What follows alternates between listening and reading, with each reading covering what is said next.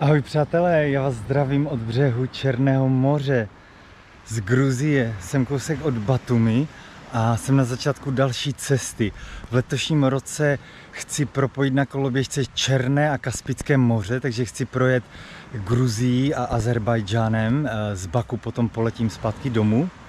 Takže mám na to asi nějaký měsíc a měly by vzniknout z toho tak ty 4 videjka, takže se máte na co těšit. Takže já doufám, že za ten měsíc se takhle potkáme u břehu Kaspického moře. Mezitím mi držte palce, podporujte mě, lajkujte, klidně mi napište nebo takhle, budu moc rád. V neposlední řadě bych chtěl ještě zmínit svou spolupráci při této cestě s firmou AG Energocom, která se zabývá elektroinstalací na nízkém napětí a výrobou elektrických rozvaděčů. Takže kdybyste něco z této oblasti potřebovali, můžete se na ně obrátit.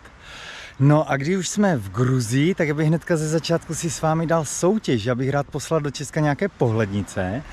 Takže 3 lidi, kteří pod příspěvek na Facebooku do komentáře napíšou správné jméno Gruzie, ne tak, jak my ji říkáme, nebo jak ji říkají třeba Angličané, jo, Georgia, ale jak ji říkají místní obyvatelé, tak ode mě dostane pohlednici z cest, takže můžete soutěžit. Zatím ahoj!